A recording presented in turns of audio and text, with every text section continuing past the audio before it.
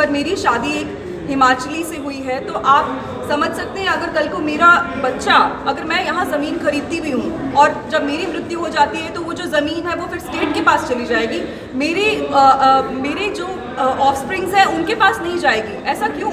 अगर जम्मू का कोई लड़का या कश्मीर का कोई लड़का बाहर की किसी महिला से शादी करता है, और हमारे उमर अब्दुल्ला जी की फैमिली की सारी हिस्ट्री हम जानते हैं, फारूक अब्दुल्ला जी की जो धर्मपत्नी है वो तो इंडियन भी नहीं है, और उमर अब्दुल्ला यहाँ पे चीफ मिनिस्टर बन के रहते हैं, हमारे देश की पार्लियामेंट में मिनिस्टर रहते हैं, और उनको जब इतने सारे हक हैं तो हमें क्यों नहीं? जस्ट बिकॉज हम लड़कियां हैं। वाल्मीकि समाज के लिए आप देख लीजिए, उनके बच्चे पढ़ लिख जाएं, कुछ भी कर जाएं। आप बहुत दलितों की बातें करते हैं, तो वाल्मीकि समाज के लिए कुछ करिए।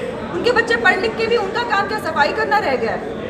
तो इसके रिपरकशंस तो हम देख ही रहे हैं और इसको जाना ही होगा।